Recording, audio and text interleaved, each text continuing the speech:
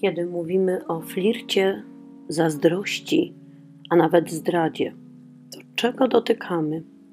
Co to jest za obszar, w którym pary się spotykają i rozchodzą, bo jakże często zdrada okazuje się przyczyną rozstania. Zbyt często, zbyt pochopnie, przedwcześnie. Dlaczego tak uważam?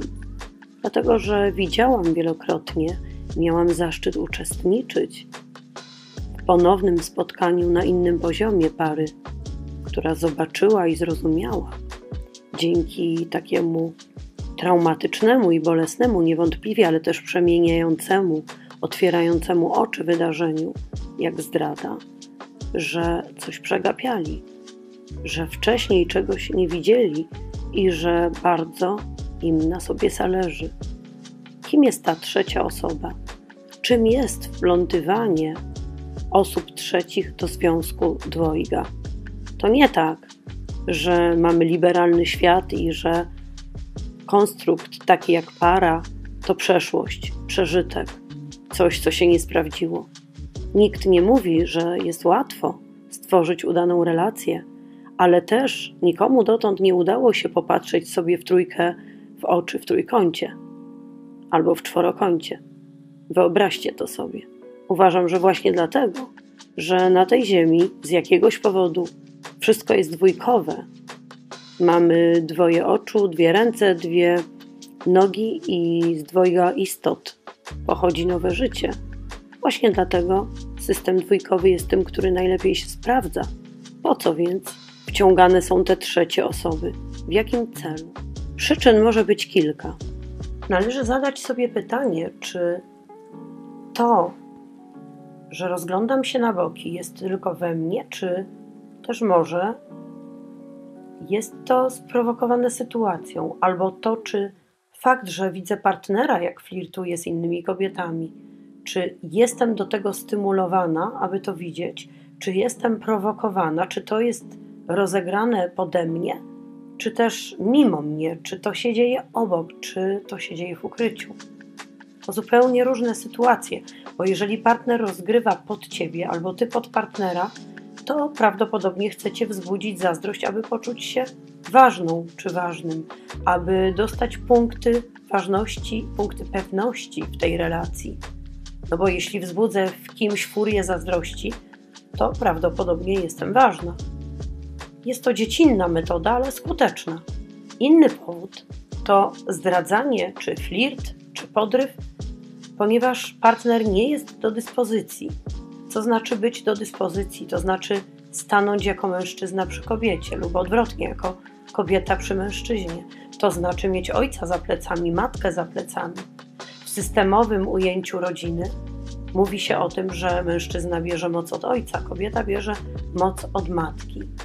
Jeżeli to się nie stało, jeżeli mężczyzna zaprzecza ojcu lub go nawet nie zna, a kobieta zaprzecza matce lub jej nie zna, to taka osoba nie dorasta i nie jest w stanie udźwignąć w pełni odpowiedzialności relacji, bycia do dyspozycji. Wtedy zachowuje się jak Alicja w Krainie Czarów lub jak Piotruś Pan. Poszukuje, skacze z kwiatka na kwiatek, bo wydaje jej się, że relacja to coś w rodzaju placu zabaw, wiecznej Nibylandii. Bywa i tak, że manipulacja w celu zdobycia przewagi nad partnerem jest narcystycznym etapem zawłaszczenia, metodą zawłaszczenia. I dzieje się tak częściej niż nam się wydaje. Bywa i tak, że jest zemstą. Jest to rodzaj bierno-agresywnego zachowania, które niekoniecznie wtedy jest ukierunkowane na reakcję partnera, ba, nawet często jest schowane, jest zakamuflowane. Partner nawet nie wie o takich zdradach, ponieważ to zachowanie ma za zadanie ukaranie partnera w nas. Ten uwewnętrzniony partner w nas, na którego jesteśmy wściekli, któremu mamy coś za złe, znajduje się w sytuacji, w której pogrążamy go w upokorzeniu bycia tym zdradzonym, choć nawet realny partner o tym może nie wiedzieć. Jest to gra, która bardziej odbywa się na poziomie podświadomości i rozgrywki w obszarze cienia, animusa, animy. Jung uważał, że w partnerach, których sobie dobieramy, przede wszystkim poszukujemy odbicia naszego doskonałego animusa w przypadku kobiet, animy w przypadku mężczyzn i że bardzo dużo jest w tym projekcji, a nie zakochania w realnej osobie. I tak samo analogicznie my zdradzamy tak naprawdę nie tyle realną osobę, ile tę część w nas, która czuje się niewidziana, odrzucona, niszczona, nieszanowana. Tak więc zdrada może być rodzajem rozgrywki w gruncie rzeczy z sobą samym, ale to ta ukryta. Natomiast ta jawna, ta, która odbywa się przy obecności partnera, jest grą. Grą w coś lub grą o coś. Aby to szczegółowo rozwikłać, trzeba się temu przyjrzeć na podstawie konkretnego przykładu, konkretnej sytuacji. Dlatego jeśli masz takie pytania i dotyczy Cię ta sytuacja, zapraszam na sesję Skype.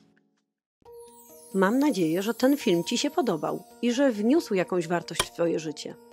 Jeżeli chcesz być z nami na bieżąco, tworząc społeczność ludzi wolnych i szczęśliwych, to polub to wideo, zasubskrybuj nasz kanał, a jeśli chcesz dostawać powiadomienia o pojawieniu się nowej treści, naciśnij również dzwoneczek. Przydatne porady na każdy dzień i unikalne treści znajdziesz także na naszym Facebooku oraz na Instagramie, do których linki znajdują się w opisie poniżej. Do zobaczenia wkrótce!